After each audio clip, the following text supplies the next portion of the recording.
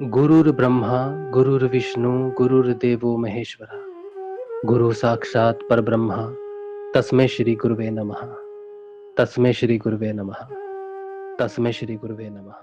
बोलो समर्थ सदगुरुदेव संत श्री रामलाल जी सियाग की जय। जय बोलो शिव अवतारी महायोगी बाबा श्री गंगाई नाथ की जय। जय बोलो दशम अवतार कल की अवतार की जय।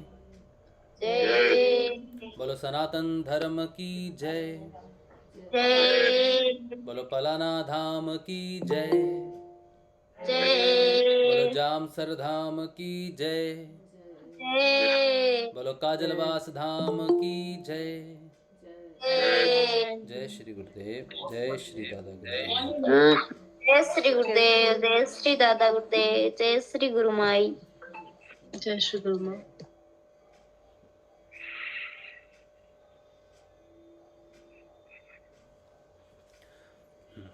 चलिए अब जो है 7 बजे हम श्री गुरुदेव रामलाल जी सियाग के सिद्ध योग की जो बात करते हैं उसमें हम बदलाव की बात करते हैं गुरुदेव की, और अपने यात्रा को हम समझने की कोशिश करते हैं। हम में जो बदलाव आ रहे हैं वो बदलाव क्या हैं उनको हम समझने की कोशिश करते हैं गुरुदेव की बात करते समय।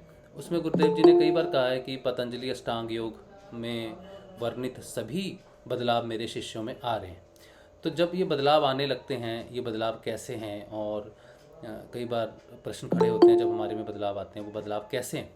तो गुरुदेव ने क्योंकि मेंशन किया जबकि पतंजलि अष्टांग योग में वर्णित सभी बदलाव मेरे शिष्यों में आ रहे हैं, तो मुझे ऐसा लगता है कि कभी ना कभी हमारे जीवन में जब ज्ञान की धारा बहती है तब हमें अपने परिवर्तन को जानने की इच्छा होती है। जब तक ज्ञान की धारा नहीं बहती तब तक हमें अपने बदलाव को जानने की इच्छा भी नहीं होती, क्योंकि जहाँ बदलाव नहीं होता वहाँ पर इच्छा भी प्रकट नहीं हो सकती जानने की।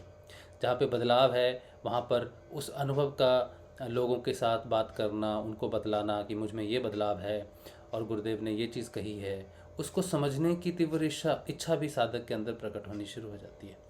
तो ज्ञान जो है वो तभी प्रकट होता है तब जब किसी के अंदर उसके बदलाव की घटना घटती है। अब जब बदलाव की घटना घटती है तो फिर उसे जानना होता है कि ये क्या चीज़ है। सारा जो ज्ञान है उसका जो स्रोत है वो आपका हृदय है। इसके अलावा दुनिया में कोई भी स्रोत ज्ञान का नहीं है। जब पहली बार ऋषियों ने योग के माध्यम से ज्ञान प्रकट हुआ उनको, तो जो ज्ञान उन्हें हृदय के माध्यम से प्रकट हुआ उन्होंने उसे क्योंकि ज्ञान जो है वो सत्य और असत्य से ऊपर है, उस ज्ञान से जो उन्हें प्राप्त हुआ वो उनके अनुसार उन्होंने वेदों की रचना हुई, सारे वेदों की रचना हुई उस ज्ञान के आधार पर जो अंदर से प्रकट हुआ, जो सत्य असत्य से कहीं ऊपर था, जो उनके अनुभव में आया। तो ये सारा ज्ञान जो उन्होंने वेदों में लिखा, अगर आप ये समझें कि मैं कोई वेद पढ़ लूँगा या किताब पढ़ लूँगा तो मुझे वो ज्ञान प्राप्त हो जाएगा जो उन्होंने अपने शरीर का अध्ययन करके या योग के माध्यम से प्रस्तुत किया, तो किताबी ज्ञान कुछ भी होता नहीं है। ये शब्द जरूर है कि किताबी ज्ञान, लेकिन किताबों में कोई ज्ञान होता नहीं। ज्ञान सिर्फ और सिर्फ हृदय में होता है, और जब हृदय का मंथन होता है तब वो ज्ञान प्रकट होता है। वो मंथन का जो माध्यम है वो किताबें हो सकती हैं। तो किताबें सिर्फ एक माध्यम है आपके हृदय का मंथन करने के लिए। किताबों में कोई भी किसी प्रकार का ज्ञान नहीं होता है, सिर्फ आपका हृदय ही ज्ञान का स्रोत है। ज्ञान का स्रोत सिर्फ एक ही हो सकता है, दो नहीं हो सकते। अगर ज्ञान के स्रोत दो हो जाएं और जहाँ पे द्वैत आ जाता है वहाँ पर फिर झगड़ा लगता है कि मैं बड़ा हूँ, मैं बड़ा हूँ। इसलिए ज्ञान के स्रोत में कभी झगड़ा हो नहीं सकता, इसीलिए इसका स्रोत भी एक ही होना चाहिए। तो किताबें जो पढ़ते हैं, जो किताबों से जो प्रकट होता है, किताबें आपके हृदय का मंथन कर पाती हैं या नहीं कर पाती हैं, ये उनके लिखने वाले लेखकों की क्षमता पे निर्भर करता है। जैसे ऋषियों ने जो किताबें लिखी वो सारी किताबें उनकी परावाणी में लिखी थे, जो ग्रंथ लिखे गए वो परावाणी में लिखे गए थे। अगर मेरे जैसा साधारण इंसान आज ऋग्वेद को पकड़ के उसको पढ़ने लग जाए तो मैं अपने हृदय का मंथन ऋग्वेद से शायद नहीं कर सकता। तो इसका अर्थ है कि ऋग्वेद को पढ़ने के बाद भी मुझे ज्ञान प्राप्त नहीं होगा। हाँ, उसकी बातों को मैं रट सकता हूँ और रट के बोल सकता हूँ, लेकिन वो ज्ञान नहीं हो सकता। तो अगर ज्ञान प्राप्त होता है तो वो ऐसी ग्रंथ होना चाहिए, ऐसी पुस्तक होनी चाहिए जो आपके हृदय का मंथन कर सके। ठीक है। अब होता जो सिद्ध योग में जो होता है, इसमें हृदय का मंथन हो जाता है शुरू अंदर से, क्योंकि कुंडलिनी जो है वो आप में बदलाव करने शुरू कर देती है। मैंने जो अभी तक बताया कि हृदय का मंथन जो है किताबों से होता है, ये उनके लिए है जो अंतर्मुखी नहीं है या जिनके पास गुरु नहीं है और वो किताबों की सहायता से अपने आप को, अपनी जर्नी को समझने की इच्छा करते हैं, अपनी साधना को समझने की इच्छा करते हैं, किसी पद्धति में है और उसमें हृदय मंथन जो है वो बाहरी किताबों के माध्यम से किया जाता है। इसीलिए किताबों का स्थान बहुत उच्च है, उनका स्थान बिल्कुल हृदय में ही होना चाहिए, क्योंकि किताबें सिर्फ और सिर्फ हृदय में ही अपना स्थान रखती हैं, क्योंकि उनका काम भी हृदय में मंथन करना ही होता है। इसलिए बुद्धि का ज्ञान इस विषय में कोई काम नहीं करता है। अब जो है सिद्ध योग में जब गुरुदेव आपके मंथन बन जाते हैं तो वो मंथन करते हैं, आपके हृदय में निवास करते हैं गुरुदेव, और जब गुरु का ध्यान किया जाता है तो अब मंथन का कार्य गुरु के हाथ में होने के कारण हृदय से ही ज्ञान प्राप्त होना शुरू होता है। हृदय से जब ज्ञान प्राप्त होना शुरू होता है तो वही ज्ञान होता है जिस चीज़ का बदलाव आपके अंदर में शुरू हो जाए। अब आपको सारे बदलाव नज़र आने शुरू हो जाते हैं। बदलाव कई प्रकार से होते हैं। इंसान की 7 परतों में 7 तरह के अलग अलग बदलाव होते हैं। जैसे हमारा अन्नमय शरीर है, फिर प्राणमय शरीर है, फिर मनोमय शरीर है। मैं इसको शरीर की संज्ञा दे रहा हूँ क्योंकि ये आवरण है, ठीक है। कोश भी आप इसको कह सकते हो। इसी तरह से आपके 7 कोश हैं। जब मंथन शुरू होता है तो मंथनों का अलग अलग रूप होता है। अलग अलग रूप का अर्थ है कि जब मेरे हृदय का मंथन होगा या मेरे शरीर का, मेरे अन्नमय कोश शरीर का जब मंथन होना शुरू होगा हृदय से, तब वहाँ उसके प्रति ज्ञान प्राप्त होगा। जब शरीर का मंथन होना शुरू होता है तो शरीर क्योंकि स्थूल वस्तु है, वो सारे विश्व में जितनी भी स्थूल चीज़ें हैं उनका मंथन शुरू हो जाता है। क्योंकि हृदय में आपके इस कोश के मंथन का अर्थ सिर्फ आपके पार्थिव शरीर का मंथन नहीं है, बल्कि जितने भी पार्थिव पदार्थ हैं या पंच तत्वों से बना हुआ ये शरीर है, उन पंच तत्वों का मंथन शुरू हो जाता है। आकाश तत्व का मंथन शुरू हो जाता है, लेकिन आपको पता नहीं चलता उस चीज़ में कि वो मंथन कैसे हो रहा है। लेकिन आकाश तत्व से जो ज्ञान है वो प्रकट होना शुरू हो जाता है। फिर आकाश से वायु का तत्व है उसका मंथन होता है, फिर अग्नि का मंथन होता है, फिर जल का मंथन होता है, और फिर उसके स्थूल रूप में पृथ्वी का मंथन शुरू होता है। तो ये सारे पंच तत्व का मंथन शुरू होने लगता है। इन पंच तत्वों के मंथन को पतंजलि अष्टांग योग में बहुत ही अच्छे ढंग से उन्होंने एक ही सूत्र में या 2 सूत्रों में पिरोया है। उसके बाद सूक्ष्म जगत के जो हैं मंथन शुरू होते हैं, प्राणों के मंथन शुरू होते हैं। प्राण के साथ क्या क्या तत्व आते हैं उन सब का मंथन शुरू होता है। फिर मन भी मंथन का सबसे बड़ा जो है तत्व आप उसे कह सकते हैं, उसका मंथन होता है शुरू। यानी कि जो हृदय में जो मंथन शुरू होता है वह स्थूल से सूक्ष्म, सूक्ष्म से अति सूक्ष्म, अति सूक्ष्म से महासूक्ष्म तक ये जाता है। सबसे ज़्यादा पहले जो मंथन आपको समझ में आते हैं वो स्थूल पदार्थों में, जड़ पदार्थों में होते हैं। उसके बाद वो सारे मंथन सूक्ष्म होते होते जाते अंत में प्रकृति तक चले जाते हैं। प्रकृति में 3 तत्व हैं जिन्हें हम सत्य, रजस और तमस के नाम से हम जानते हैं। ये गुणों के मंथन होने शुरू हो जाते हैं, और ये गुणों का मंथन होने से वृत्तियाँ जो हैं वो चेंज होनी शुरू हो जाती हैं। तो मनुष्य की जो वृत्तियाँ चेंज होती हैं उसमें समय लगना संभव सी बात है, क्योंकि उसका मंथन डायरेक्ट वृत्तियों पे नहीं होता है। लेकिन हाँ, उसको जब ज्ञान की प्राप्ति शुरू होती है तभी उसको समझ में आता है कि मेरा मंथन कहाँ से शुरू हुआ था और मुझ में क्या बदलाव आए हैं, क्या बदलाव नहीं आए हैं। तो अगर उसमें ज्ञान ना हो तो वो अपने परिवर्तनों को समझ नहीं सकता, या उनके होने की एक जो क्रिया है, क्रमांक है, वो उसको समझ नहीं सकता। लेकिन जब हृदय उस चीज़ को प्रकट करता है ज्ञान की, क्योंकि बदलाव के साथ ही ज्ञान की लालसा बढ़ती है।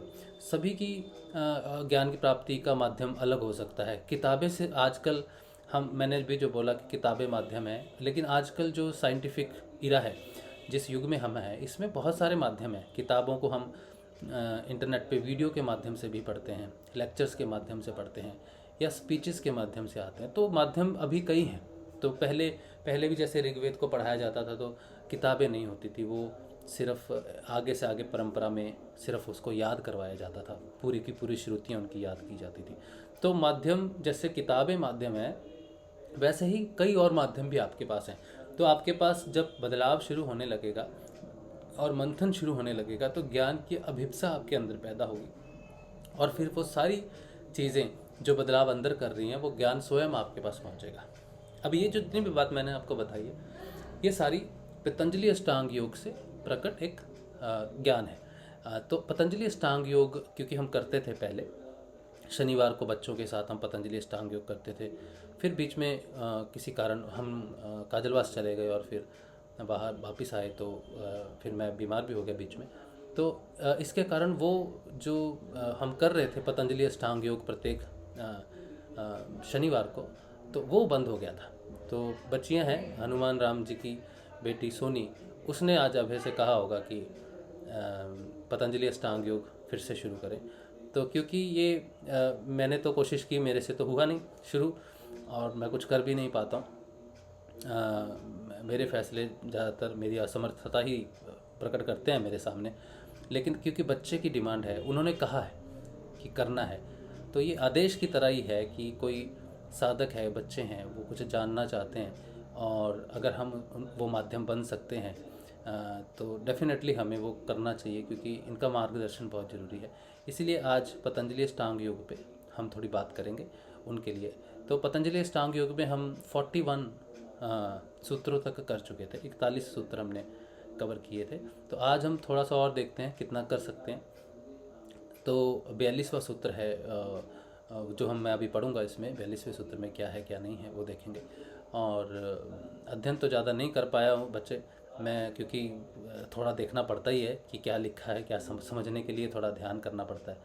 तो वो उतना समय तो मुझे नहीं मिला, लेकिन थोड़ा समय ज़रूर मिला मुझे। ध्यान करने के बाद मैंने 15 मिनट के लिए थोड़ा सा उसको देखा है।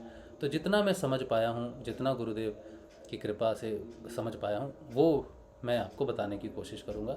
बाकी आपको स्वयं जब ज्ञान प्रकट होगा, स्वयं जब आप पढ़ोगे, तो इससे कई गुना आप अच्छे से समझ पाओगे। ठीक है, जितनी मेरी क्षमता गुरुदेव ने दी है उतनी क्षमता के अनुसार मैं कोशिश करता हूँ। ठीक है, चलिए। और क्योंकि ये सेशन होता है सिर्फ पतंजलि अष्टांग योग का, जब हम करते हैं तो सिर्फ पतंजलि अष्टांग योग की ही बात करते हैं, और कोई प्रश्न लेते नहीं और कोई बात करते नहीं, क्योंकि जब कोई सेशन देखने आएगा तो उसे पता होगा कि इसमें सिर्फ पतंजलि अष्टांग योग की ही बात है, तो वो पूरा सेशन उसे उसी विषय पे मिलेगा। ठीक है, और बच्चों के लिए है, वो कई बार ज़्यादा समय नहीं दे पाते हैं, तो 1 घंटे की लिमिट है, 8 बजे तक ये सेशन रहेगा। ठीक है जी, चलिए। तो मैंने अभी अभी जो आपसे कहा है शुरुआत में, जो ज्ञान की प्राप्ति है या जैसे भी है, वो सारा का सारा जो है वो मैंने आपको सूक्ष्म रूप में, संक्षेप रूप में मैं ऑलरेडी आपको बता चुका हूँ। अब इसको पतंजलि अष्टांग योग के माध्यम से समझने की कोशिश करते हैं। 42वां सूत्र है, क्योंकि 41वां सूत्र हम कर चुके हैं। 41वां सूत्र मैं थोड़ा सा रिपीट कर देता हूँ आपको। ये जो अभी बात हुई ज्ञान को धारण करने की, तो ज्ञान को धारण कैसे किया जाता है। ठीक है, अब सोचो कि ये घंटी है, इसका स्थूल रूप क्या है, ये पित्तल की है। ये दिखने में कैसी है, ये दिखने में गोल है और ऊपर से लंबी है। तो इसका एक स्वरूप है और इसका एक नाम है, जिसे घंटी कह दिया, और नाम है, स्वरूप है, और इसका ज्ञान है मुझे कि क्या करती है। ये घंटी बजने के काम आती है, या इसका जो भी जैसे भी होता है। तो ये हो गया, तो इसका स्वरूप हो गया, इसका नाम हो गया, और ज्ञान, 3 चीज़ें। ठीक है, तो वो कहते हैं, ये तो एक मतलब एक देखिए, ये जो ज्ञान की जो बात हो रही है ना, ये सूत्र जो है, जैसे जो 41वां सूत्र है, इसमें जो बताया गया है, इससे पहले के सूत्र में, कुछ एक सूत्रों में आपको कुछ खास बताया गया है, वो मैं आपको बताता हूँ किस विषय पे ये बात चल रही थी। ये देखिए, ये जो ये पूरा सिस्टम है ना हमारा, यहाँ जो बताया जा रहा है अष्टांग योग में, इन सब का मूल जो है वो समाधि है। समाधि की बात जब करते हैं ना, तब ये चीज़ें आती हैं। तो समाधि में ही हम सबको, जो गुरुदेव कहते हैं ना, समाधि लगेगी तो सारी चराचर का आपको रहस्य मालूम हो जाएगा। लेकिन समाधियाँ कई प्रकार की होती हैं। समाधियों के लिए प्रिपरेशन भी होती है। जो मेन समाधि है निर्विकल्प समाधि, निर्विकल्प है कौन सी है, निर्वीज समाधि। निर्वीज समाधि जो है उसकी प्रिपरेशन होती है। उससे पहले सबीज समाधि है, उससे उसके नीचे संप्रज्ञात समाधि है। संप्रज्ञात समाधि तक पहुंचने के लिए भी छोटी छोटी समाधियाँ होती हैं। छोटी छोटी समाधियों में विचार अनुगत समाधि, वितर्क अनुगत समाधि, आनंद अनुगत समाधि और अस्मिता अनुगत समाधि, ये 4 समाधियाँ आती हैं।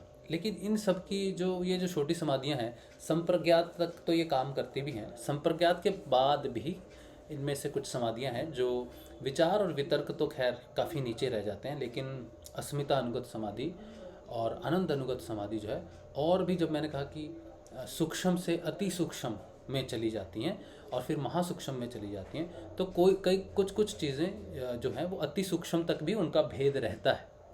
ठीक है, अस्मिता का भेद जो है वो काफ़ी नीचे तक रहता है। संप्रज्ञात में भी तो आती ही है, लेकिन संप्रज्ञात समाधि को समझने के लिए हम अस्मिता अनुगत समाधि को पूर्ण रूप से व्याख्या यहाँ पर नहीं कर पाएंगे, क्योंकि वो शुरुआत तो हो जाती है उन छोटी छोटी समाधियों की। लेकिन ये ज़रूरी नहीं है कि संप्रज्ञात एक बड़ी समाधि है उसके बाद भी वो समाधियाँ घटित ना हों, क्योंकि उसके बाद भी बहुत कुछ मंथन होता है जो सूक्ष्म चीज़ों में, सूक्ष्म तत्वों में जो होता है उसके लिए उनकी ज़रूरत पड़ती है, वो वहाँ भी प्रकट रहती हैं। ठीक है, अहंकार जो है, जैसे अस्मिता है, अस्मिता का अर्थ है जो हम बाहर का जो ज्ञान होता है, जो हम संसारिक ज्ञान जो है उसे अस्मिता कह सकते हैं उसको। ठीक है, अब वो अस्मिता का जो पिता है या माता पिता है वो अहंकार है। ठीक है, अहंकार की जड़ कहाँ है? प्रकृति में है, 3 गुणों में है वहाँ पर। तो जब हम अस्मिता अनुगत समाधि कहते हैं तो हम सिर्फ अस्मिता, बाहर की बुद्धि जो शेष हो जाती है उस वहाँ तक वो नहीं लिमिट रहती, फिर वो सूक्ष्म रूप से अहंकार भी, अहंकार के रूप में भी हम उसको फर्दर क्लासीफाई करते हैं आगे जाके, लेकिन फिर हम उसे अस्मित अनुगत समाधि नहीं कह सकते। लेकिन एक तरह से उसका लिंक रहता है अहंकार के साथ। ठीक है, तो अहंकार का लिंक रहता है फिर प्रकृति के साथ, वो महासूक्ष्म है। ठीक है, तो एक तरह से देखा जाए तो विचार और वितर्क अनुगत समाधि जो है वो खत्म हो जानी चाहिए संप्रज्ञात तक। ठीक है, विचार और वितर्क वहीं तक ही है। सूक्ष्म तत्वों में ना विचार है ना वितर्क है, लेकिन सूक्ष्म में, मन में, जब मन में चले जाते हैं तब वहाँ पर निर्विकार है समाधि, मैं नाम भूल गया हूँ, वो समाधि है। वहाँ पर मन, आनंद अनुगत समाधि, हाँ, आनंद जो है वो मन से, मन का विषय है आनंद। ठीक है, तो क्योंकि वो मन का विषय है इसलिए उससे ऊपर उठना होता है आनंद से। तो आनंद अनुगत समाधि सूक्ष्म है, और फिर मन से ऊपर जब जाएंगे तब फिर अहंकार को समझना पड़ता है, और फिर वो महासूक्ष्म में प्रकृति को जब समझते हैं, जब हम बात करते हैं कि एक ही है, ये जो ऊर्जाओं का डाइवर्सिफिकेशन है, नकारात्मक ऊर्जा, सकारात्मक ऊर्जा, ये सब खत्म हो जाती है, वहाँ पर सिर्फ एक ही ऊर्जा बचती है, उसको हम कहते हैं प्रकृति। ठीक है, और उससे भी महासूक्ष्म जो है, अति सूक्ष्म, महासूक्ष्म, और महासूक्ष्म से भी महासूक्ष्म जो है वो पुरुष को माना जाता है, क्योंकि पुरुष को हम किसी समाधि के अंतर्गत नहीं लाते, क्योंकि वो दृष्टा भाव में है, या फिर हम उसको करके कहीं आगे कुछ ध्यान नहीं कर सकते।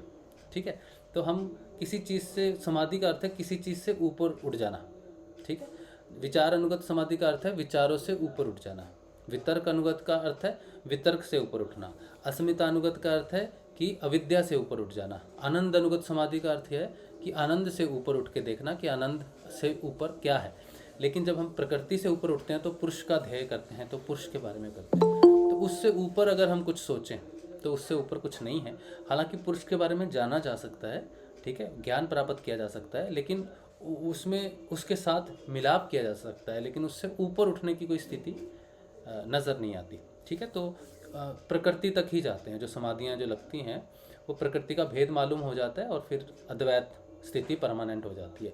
तो स्थूल यानी कि पंचभूत से लेकर प्रकृति सूक्ष्म महासूक्ष्म के बीच में सारी समाधियाँ घटित होती हैं, ये बात याद रखना। ठीक है, अब हम कुछ तो पढ़ चुके थे अच्छा, उसके बाद समाधियों के घटित होने के लिए क्या चीज़ें ज़रूरी होती है? 3 चीज़ें ज़रूरी होती हैं समाधि के घटित होने के लिए, या कैसे? एक होता है जो दृष्टा है, उसे इसमें अलग अलग नाम, देखो अलग अलग ग्रंथ में ना कई बार नाम अलग हो जाते हैं, तो हमें बेसिक समझना है।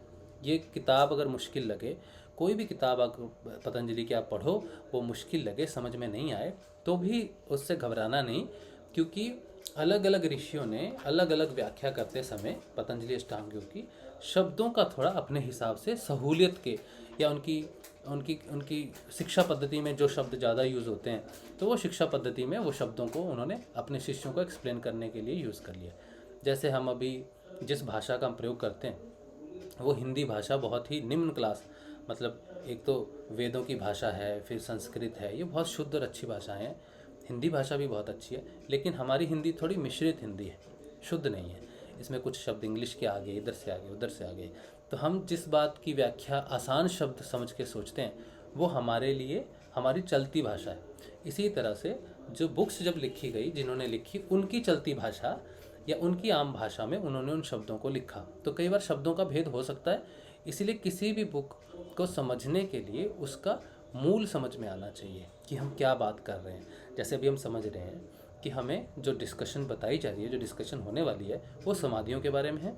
समाधियाँ कई प्रकार की होती हैं, और वो पंचभूत से लेकर सूक्ष्म, महासूक्ष्म तक होती हैं, यानी कि प्रकृति तक होती हैं। और उसके लिए 3 चीज़ों की आवश्यकता होती है। एक वो जो जिस इसमें जो नाम दिया गया है पुरुष, यानी कि जिसे हम दृष्टा भाव कहते हैं ना, आत्म तत्व में स्थापित हो जाओ और दृष्टा भाव से देखो, तो हमें पुरुष में स्थापित होना है, आत्म रूप में स्थापित होना है। तो आत्मा को या पुरुष को यहाँ पर कह दिया गया है ग्रहिता, शब्द का यूज़ किया है, ग्रहिता, पुरुष, ठीक है। फिर उसके बाद वो जो पुरुष के लिए, सोचो मुझे इस घंटी का ज्ञान करना है, आत्मा को इस घंटी का ज्ञान करना है, तो वो क्या करेगा? मैं अपने आत्म रूप में स्थापित होऊंगा। मुझे जो बताया गया है कि इसका नाम घंटी है, ये पित्तल से बनी है और ये बजने के कार्य आती है, ये मेरी अविद्या है, अस्मिता है, कि मुझे बताया गया है, ये सृष्टि में ये जनाया गया है मुझे, ठीक है। लेकिन अब मैं चाहता हूँ कि मैं असल में देखूँ कि ये है क्या, असल में देखूँ कि ये है क्या।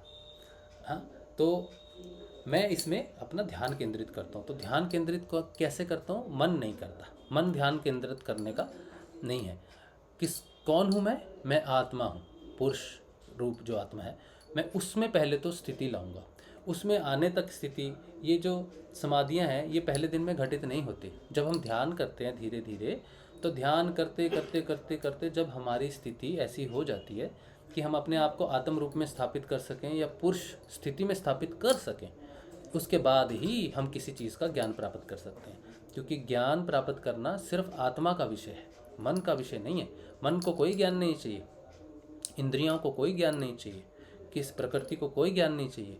ज्ञान सिर्फ और सिर्फ आत्मा का विषय है, ठीक है। आत्मा का विषय इसलिए है क्योंकि ये जितनी भी चराचर सृष्टि है वो आत्मा का ही अंश है, आत्मा का ही स्वरूप है। तो आत्मा को अगर पूर्णता की तरफ लेके जाना है, मतलब जैसे आत्मा जागृत हुई अभी, तो उसको ज्ञान प्राप्ति, उसका खुद का ये सारा सृष्टि रची हुई है, इस चीज़ की पूर्ण नॉलेज हो जाना ही पूर्ण रूप से उसे कह देंगे कि इनलाइटनमेंट हो गया। मतलब वो आत्मा अपने बारे में पूर्ण रूप से जान गई कि मैं ही चराचर में हूँ। तो उसकी शुरुआत कहाँ से होगी? पहले तो हमें आत्म रूप तक अपने आप को लेके आना है। कैसे आएंगे? नियमित ध्यान से और नियमित मंत्र जाप से, गुरु की आराधना से, गुरु की दी हुई शिक्षा का पालन करके हम अपने आप को आत्म रूप में स्थापित करेंगे। आत्म रूप में जब कोई शिष्य स्थापित हो जाता है, फिर वो साधक उस स्थिति में आ जाता है कि छोटी छोटी समाधियाँ लगे। तो पहले जब वो समाधि करता है, तो वो पहली समाधि करता है, स्थूल रूप की समाधि करता है। इसको जानने के लिए इसका ध्यान करता है। तो सबसे पहले ध्यान जब मैंने किया इसका, तो मुझे क्या दिखेगा? इसका नाम, कि मुझे घंटी में ध्यान का लगाना है, मुझे ये पित्तल की बनी हुई है और ये ऐसी दिखती है। तो मैं जब आंखें बंद करूँगा तो मुझे घंटी दिखेगी, पित्तल की है, इस तरह का इसका स्वरूप है और इसका ये कार्य है। तो मैं जब जो पुरुष है उस हिसाब से जब इसमें ध्यान केंद्रित करूँगा, तो धीरे धीरे मेरा ध्यान गहरा होना शुरू हो जाएगा, ठीक है। जैसे ही मेरा ध्यान गहरा शुरू हो जाएगा, तो मुझे इसके अगर वो समाधि लग जाती है मुझे, ठीक है, अगर वो समाधि लग जाती है तो मुझे क्या याद नहीं रहेगा? सबसे पहले इसका नाम याद नहीं रहेगा, क्योंकि नाम तो किसी ने इसका रख दिया घंटी, हम रख सकते थे, कुछ भी नाम रख देते हम इसका, हाँ कुछ भी नाम रख सकते थे। सोचो हमने इसका नाम रख दिया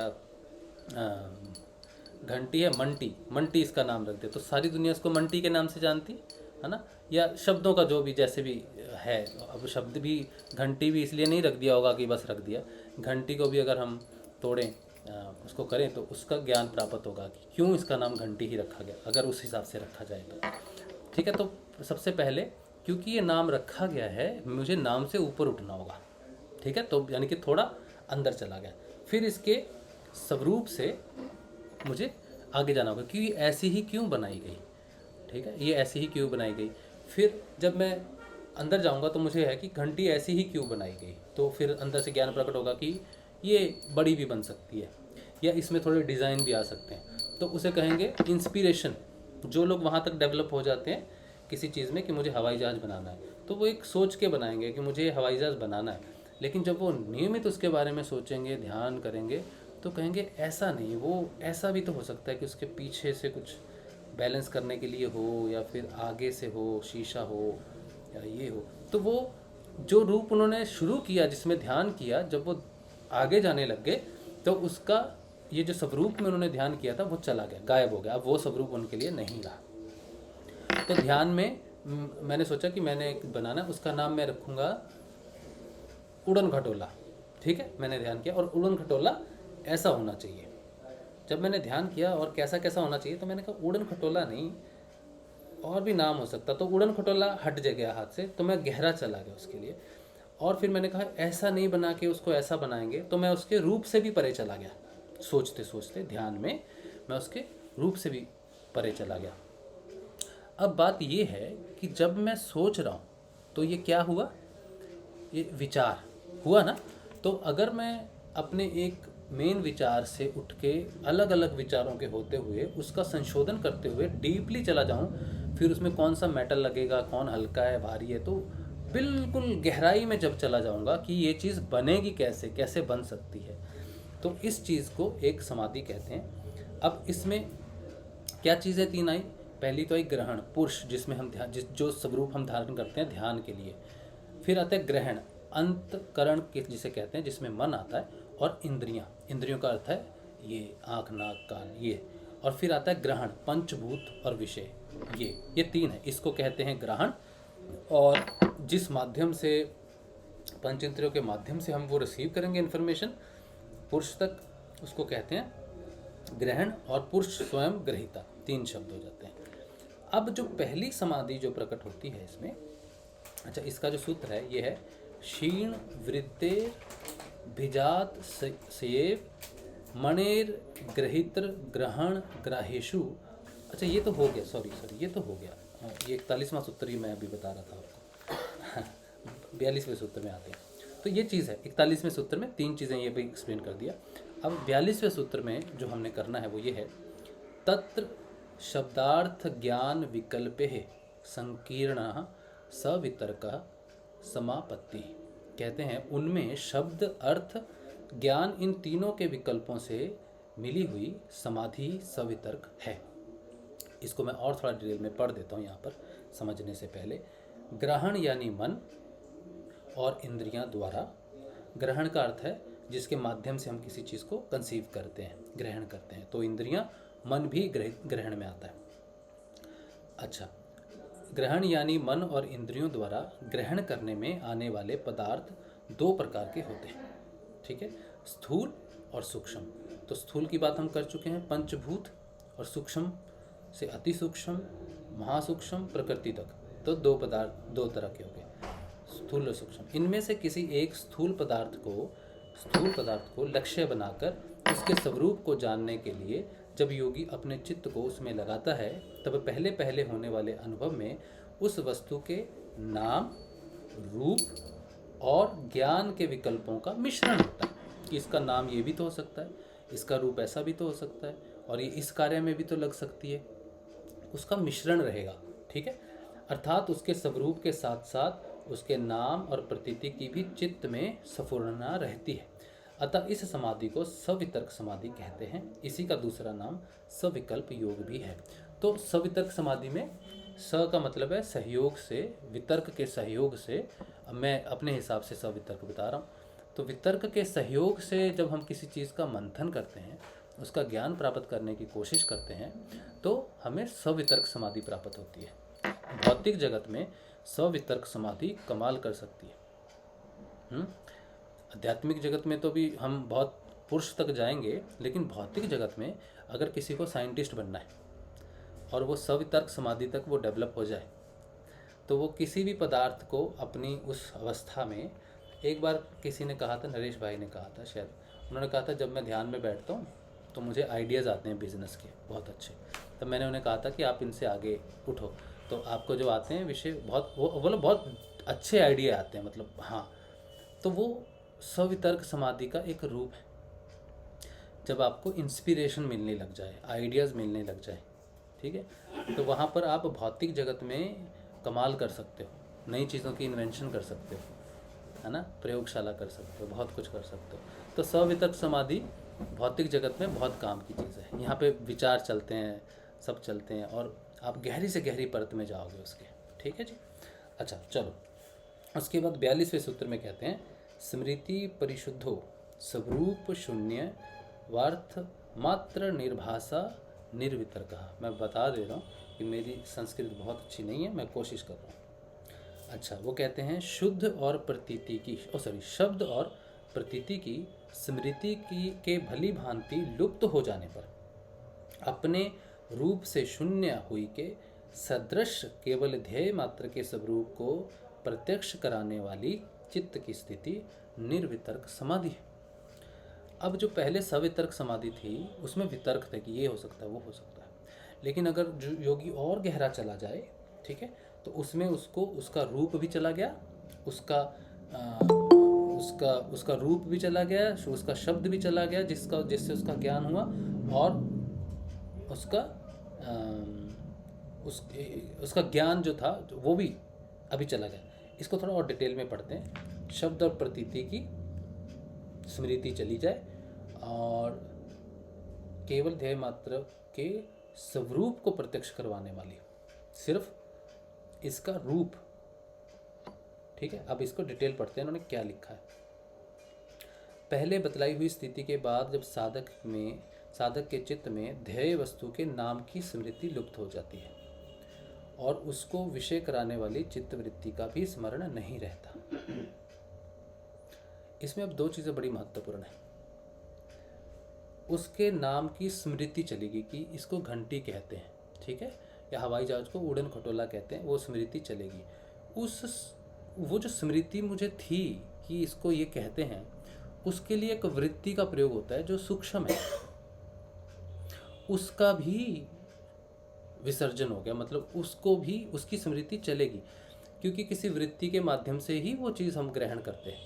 ठीक है, तो जब हम नाम की स्मृति चली जाएगी तो स्मृति जिस वृत्ति से काम करती है वो वृत्ति का भी स्मरण नहीं रहता। ये दो चीज़ें हैं महत्वपूर्ण। ठीक है, तब अपने चित्त के स्वरूप का भी भान न रहने के कारण तो वृत्तियाँ का स्मरण नहीं रहा तो चित्त का भी स्मरण चला जाता है। उसके स्वरूप के अभाव की सी स्थिति हो जाती है, उसका स्वरूप भी नहीं याद रहता। उस समय सब प्रकार के विकल्पों का अभाव हो जाने के कारण केवल ध्येय पदार्थ के साथ तदाकर हुआ चित्त ध्येय को प्रकाशित करता है। उस अवस्था का नाम निर्वितर्क समाधि है, इसमें शब्द और प्रतीति का कोई विकल्प नहीं रहता, अतः इसे सविकल्प समाधि भी कहते हैं। ये बड़ी महत्वपूर्ण चीज़ है कि हम जब किसी चीज़ का ध्यान कर रहे थे तो वो इतना गहरा चला गया, सोचते सोचते उसके बारे में ध्यान करते, उस चीज़ का ध्यान करते के समय, कि उसके जो स्वरूप है, जो चित्त है, कि मैं ध्यान कर रहा हूँ इस घंटे के बारे में, तो चित्त की एक वृत्ति है जो ये सब करवा रही थी। लेकिन ध्यान इतना गहरा हो गया कि वो चित्त जो अध्ययन कर रहा था वो अपना स्वरूप खो जाता है।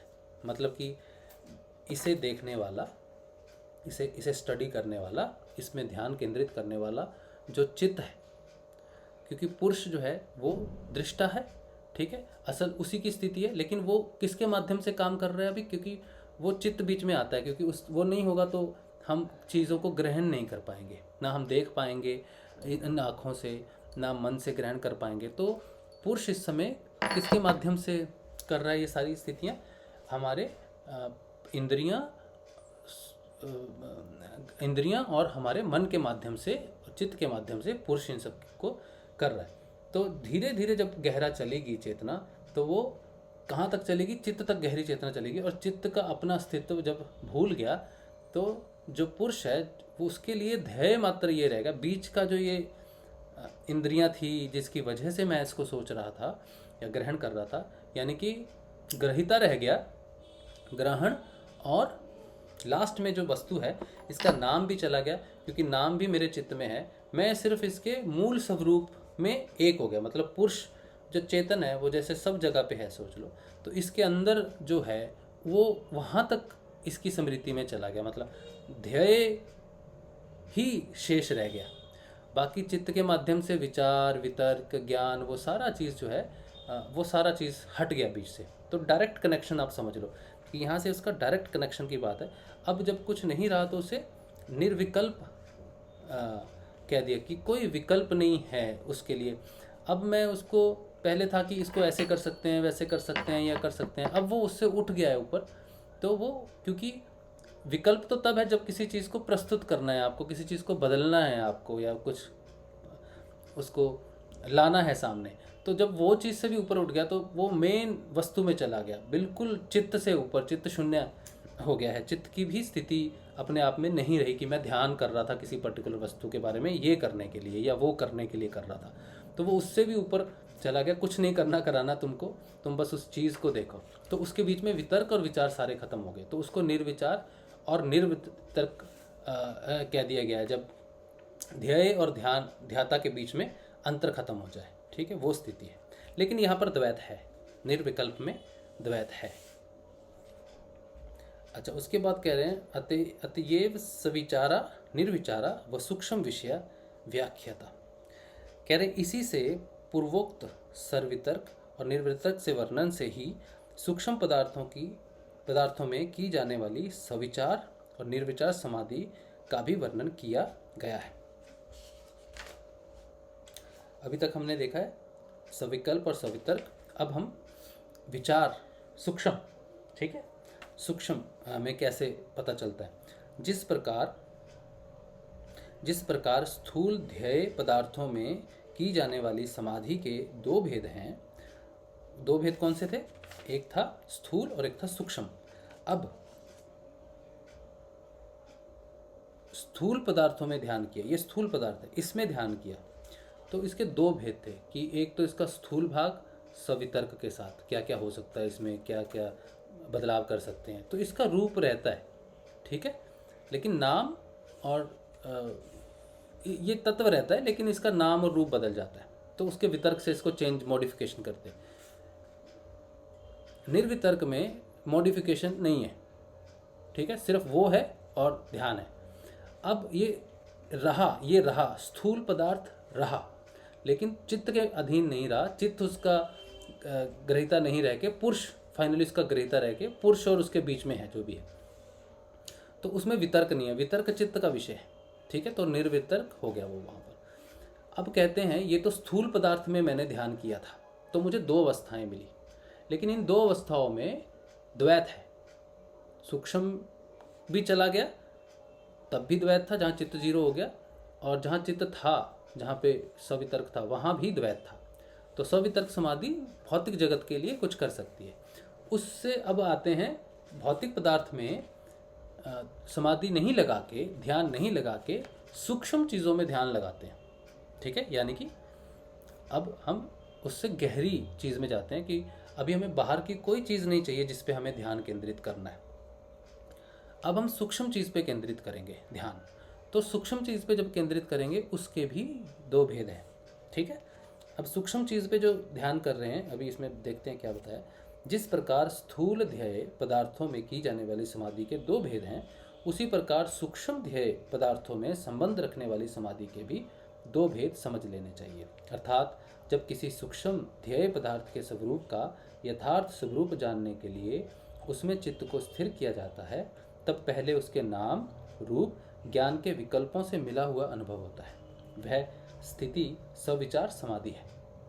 और उसके बाद जब नाम का और ज्ञान का अर्थात चित्त के निज स्वरूप का भी विस्मरण होकर केवल ध्येय पदार्थ का ही अनुभव होता है, वह स्थिति निर्विचार समाधि है। तो स्थूल में तो हमने जाना कि हम जब ध्यान करते हैं तो क्या स्थिति रहती है, ठीक है। ध्येय रहता है, ध्याता भी रहता है, ध्येय भी रहता है। अब जब सूक्ष्म पदार्थों में हम ध्यान करते हैं तब भी एक जगह क्या होता है, उसका नाम, जो सूक्ष्म पदार्थ है उसका नाम स्वरूप और ज्ञान रहता है, उसका मिश्रित रहता है सूक्ष्म, ठीक है। लेकिन अगर हम उन तीनों से ऊपर उठ जाएं, मिश्रित जो रिजल्ट मिल रहा है हमें सविचार में, अगर उससे भी ऊपर बढ़ जाएं तो निर्विचार कहते हैं। अब हमें जानना ये है कि सूक्ष्म विषय या सूक्ष्म तत्व कैसे होते हैं, ये भी जानना ज़रूरी है ना। जैसे हमने स्थूल को तो जान लिया, सूक्ष्म में जान सकते हैं, ठीक है। अब ये मैंने जो एग्जाम्पल लिया ना, ये पंच भौतिक में है। आप किसी भी चीज़ का एग्जाम्पल, योगी किसी भी चीज़ में ध्यान केंद्रित कर सकता है। आप अपनी बिजनेस की दुकान में कर सकते हो, लोहे में कर सकते हो, पत्थर में कर सकते हो, जल में कर सकते हो, अग्नि में कर सकते हो, आप किसी का भी ध्यान कर सकते हो। हठ योग की बात है, आपको नहीं करना है, हठ योग की बात है, ठीक है। सिद्ध योग में हमें क्या लाभ होता है वो बाद में देखते हैं। सूक्ष्म विषय ये कह रहे हैं, अब सूक्ष्म पदार्थों में किन किन की गणना है यह स्पष्ट करते हैं। फिर सूत्र देते हैं, सूत्र नंबर 44 सूक्ष्म विषयत्वम चालिंग पर्यवसानम कहते हैं, तथा सूक्ष्म विषयतः प्रकृति पर्यंतः। तो वो कहते हैं कि पृथ्वी का सूक्ष्म विषय क्या है। पहले तो हमने शुरू किया था कि वो स्थूल से जाएगा, पंचभूत से, तो यहाँ सूक्ष्म है। तो पृथ्वी का सूक्ष्म क्या हो गया, गंध, ठीक है। फिर जल का रसना, अग्नि का रूप, वायु का स्पर्श और आकाश का शब्द। अच्छा, पृथ्वी का सूक्ष्म विषय गंध मात्रा, जल का रसन मात्रा, तेज का रूप, वायु का स्पर्श और आकाश का शब्द मात्रा है। एवं उन सबका और मन सहित इंद्रियों का सूक्ष्म विषय अहंकार है। तो इंद्रियां क्या करती हैं, बाहर की चीज़ों को ग्रहण करती हैं, खाना पीना ये सब। और मन किसको ग्रहण कर, मन तो इंद्रियों के माध्यम से करता है सारा कार्य, लेकिन मन स्वयं भी कुछ ग्रहण करता है, वो है अहंकार।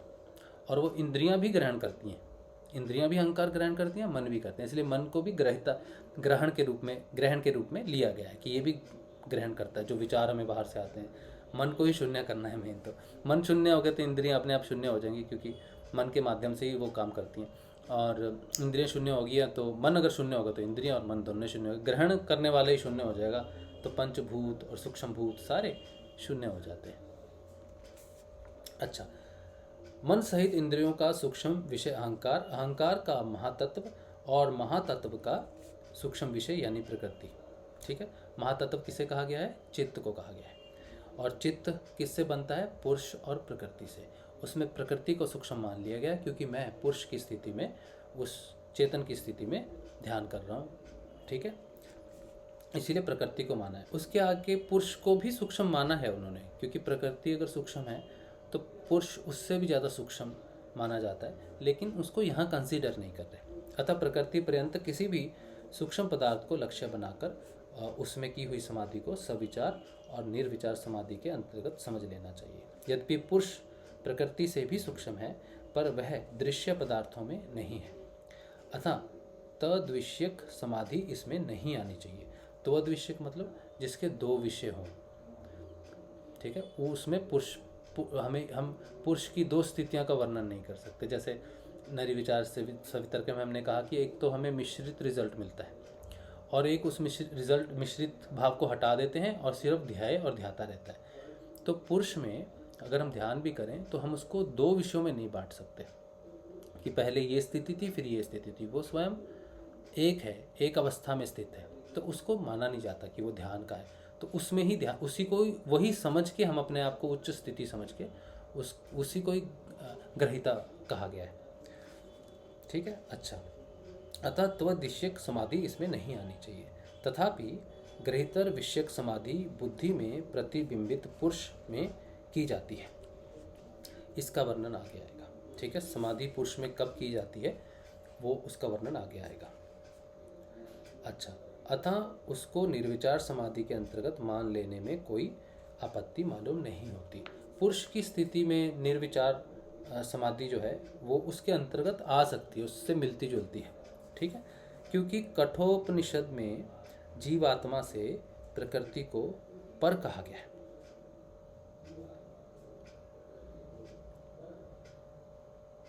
प्रकृति को पर कहा गया कठोपनिषद में।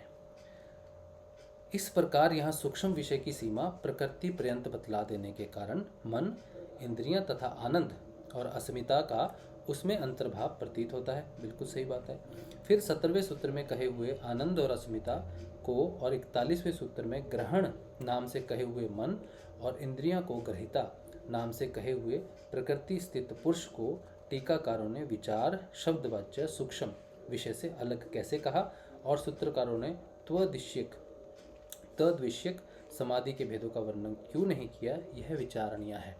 इनका कहने का अर्थ है कि पीछे 17वें सूत्र में आनंद और अस्मिता को डिटेल में बताया लेकिन उसको एक्सप्लेन नहीं किया।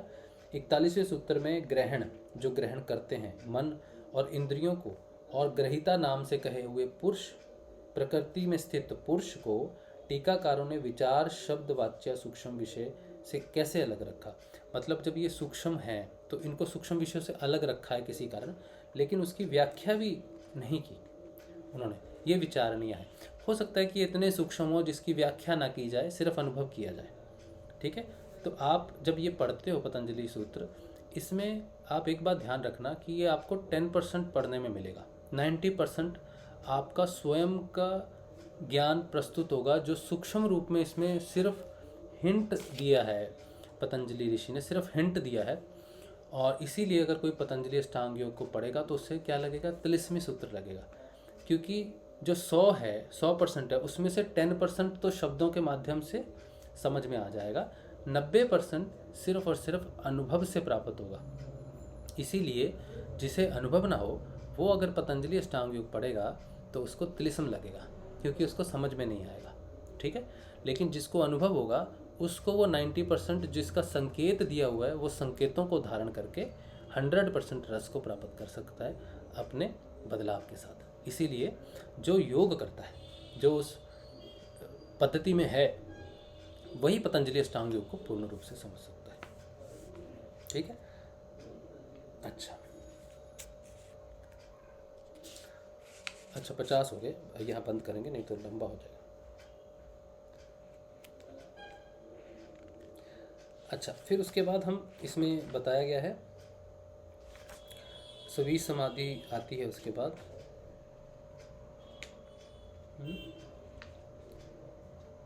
बाद थोड़ा सा जो है अलग टॉपिक हो जाता है। ठीक है, अलग टॉपिक होने का अर्थ है कि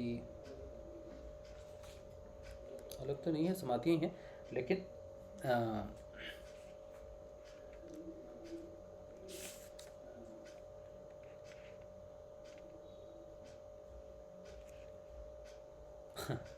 अच्छा, तो ये जो बताया है इन्होंने, इसमें सबीज और निर्बीज समाधि की बात बताई है। मैं थोड़ा सा देख लेता हूँ इसको।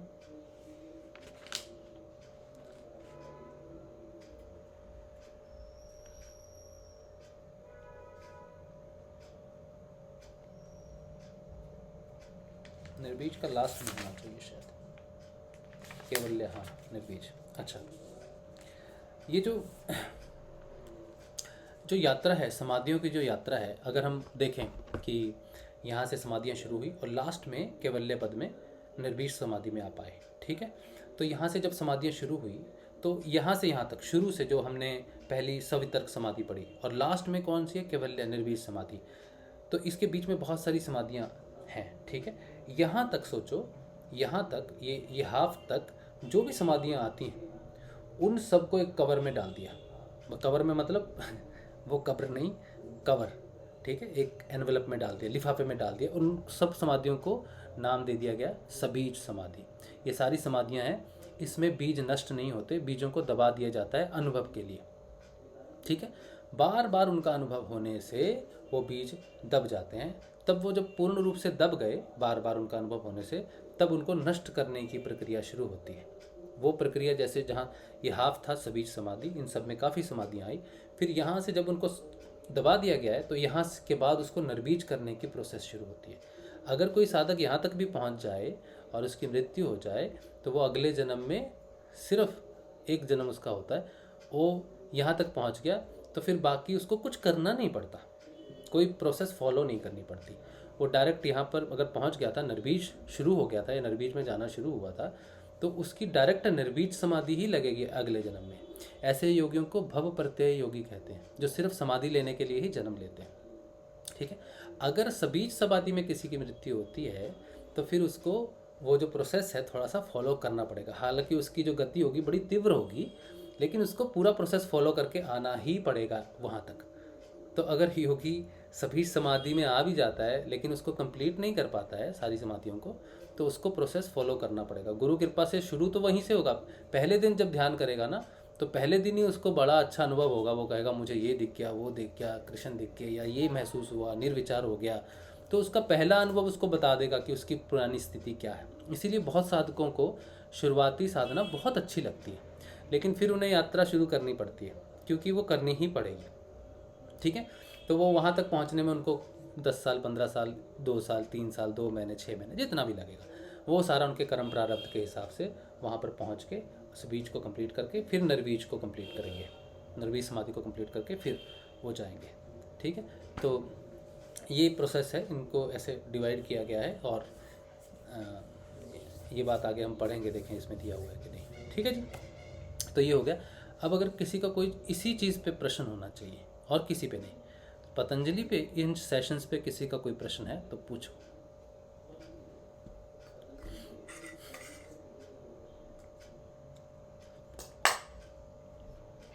सोनी, कुछ समझ में भी आया? जय श्री गुरुदेव। जय श्री गुरुदेव। बेटा समझ में भी आ रहा है कुछ के नहीं आ रहा है? हाँ, आ रहा है। थोड़ा बहुत समझने में भी ठीक है। देखो, मुझे जितना मैं कर पा रहा हूँ उतनी मैं कोशिश कर रहा हूँ सिर्फ, ठीक है। लेकिन ये समझ लो 1-2% ही है, इसका बहुत गहरी चीज़ें होंगी जो आप स्वयं अनुभव करोगे तो आपको समझ में आएगा। किसी के समझाने से तो नहीं आएगा, लेकिन इंट्रोडक्शन है, ठीक है। लेकिन आप जब खुद इन चीज़ों को समझोगे तो और विस्तृत व्याख्या आ गई। और ये जो पहला समाधि पाद है ना, इसमें इसमें इसमें इसमें वो पूरी व्याख्या दे दी गई है शुरू से लास्ट तक। तो ये एक तरह का संक्षेप है, ठीक है। जिन चीज़ों का वर्णन किया गया है वो मतलब सिर्फ बता दिया गया है, रिजल्ट बता दिए गए हैं सिर्फ, लेकिन प्रोसेस, वो रिजल्ट प्राप्त कैसे होते हैं वो समाधि पाद में नहीं बताया, वो साधन पाद और विभूति पाद में बताया है, ठीक है।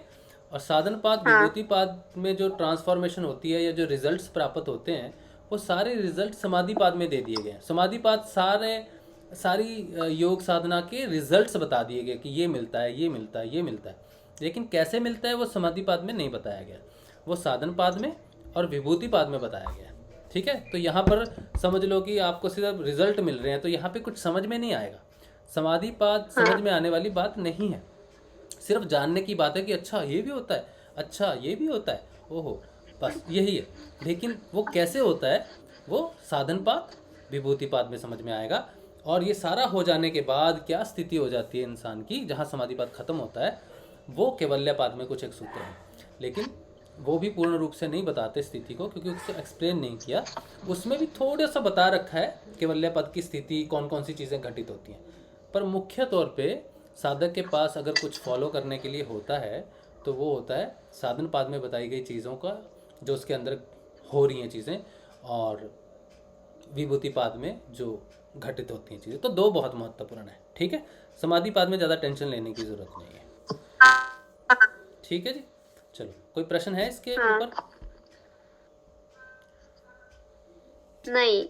चलो ठीक है। तो फिर आज का सेशन हम यहीं पे रखते हैं, क्योंकि हम सिर्फ पतंजलि की ही, ऋषि की पतंजलि योग की ही बात करेंगे। सेशन को सिर्फ बच्चों के लिए ही रखेंगे। तो आज के लिए हम सेशन यहीं पे रखते हैं, ठीक है। तो कल जय गुरुदेव। सब कुछ सिर्फ बच्चों के लिए नहीं है, सबके लिए ही। हमें भी बहुत अच्छा लगा। हाँ, है तो सबके लिए, मेरे लिए भी है। सागर था, और सुनते वक्त भी अब जिस उससे गुजर रहे हैं ना अपन लोग, तो बिल्कुल मतलब बहुत पहले वास्तव में तिलिस्म लगता था, हाँ और अब वो समझ में आती है। और वास्तव में वो पढ़ने से नहीं समझ में आती, जब अपन उस चीज से गुजरते हैं या उसकी थोड़ी सी भी अनुभूति होती है, तभी वो समझ में आता है कि हाँ। अब यही आपने पहले भी बताया था, पतंजलि अपन लोगों ने साथ पढ़ी थी, और मैंने तो शुरू में जब दीक्षा ली तभी भी पढ़ी थी, तब तो बिल्कुल ही तिलिस्म कुछ नहीं समझ में आता। फिर जब एक बार अपन ने पूरी पढ़ी थी, उसके बाद मेरे को भी पढ़वाई गुरुदेव ने। तो अभी ना अब जिस उससे अपन गुजर रहे हैं, तो बड़ी अब लगता है कि हाँ अब कुछ समझ में आ रहा है। हाँ हाँ हाँ, मुझे भी ऐसे ही लग रहा है कि अब जितनी बार मैं पढ़ रहा हूँ उसका रस ज़्यादा प्राप्त हो रहा है। ना 1-2% हाँ, तो ऐसे समझ में वैसे आ रहा है, लेकिन अब लग रहा है कि अब कुछ समझ में आने लगा है। हम ये हो रहा है अपने साथ, तो समझ में आ रहा है हाँ कुछ हाँ, बिल्कुल सही बात। जो ये और फिर 5 साल बाद फिर पढ़ेंगे ना शायद, फिर कहेंगे अच्छा। हाँ, तो हर बार हम में ही, जैसे गुरुदेव की वाणी भी हर बार सुनते हैं ना, तो वो एक नया लगता है। ऐसे इन चीजों को भी हर बार सुनते पढ़ते तो हर बार नया अनुभव लगता है, मतलब क्योंकि अपन में भी कुछ परिवर्तन हर क्षण हो रहा है, तो वो उस परिवर्तन से अपने में भी बिल्कुल वो लगता है। और आज जो ध्यान लगा रही थी, मुझे नहीं पता था कि आपका टॉपिक आज क्या रहेगा, बट आज जब मेरा ध्यान लग रहा था तो विचार चल रहे थे, और विचार यही चल रहे थे कि जब चित्त शक्ति विलास को पढ़ा था, तो ये चीजें जब पढ़ी थी, तो अब कुछ चीजें तो उसमें पहले हुई तो वो समझ में आई, अब कुछ अब हो रही है अपने साथ, तो अब समझ में आ रहा है। तो बिल्कुल मतलब एक मार्गदर्शन मिलता है कि अब उनको समझ में आने लग जाता है कि हाँ ये होता है और ये प्रोसेस है। और जो गुरु भाई उन लोगों कोई जो भी लोग इस दौर से गुजर चुके हैं, वो जब बोलते हैं और फिर अपन पे भी वो चीज होती है, तो अपन को ऐसा लगता है कि हाँ कि कुछ गलत नहीं हो रहा, तो थोड़ा मतलब इसमें मार्गदर्शन तो बहुत जरूरी है ही सही। हाँ अब जैसे मुझे आजकल ना बहुत हीट होती है, बहुत ज्यादा हीट होती है, यहाँ पे इतनी ठंड है, उसके बावजूद में इतनी हीट होती है बॉडी में, तो मैं ध्यान नहीं लगा रही हूँ, तो अपने आप ही घटित होता जा रहा है। और इतनी ज्यादा हीट होती है, तो फिर मुझे लगता है कि दत्ता साहब की बातें याद आती है मुझे।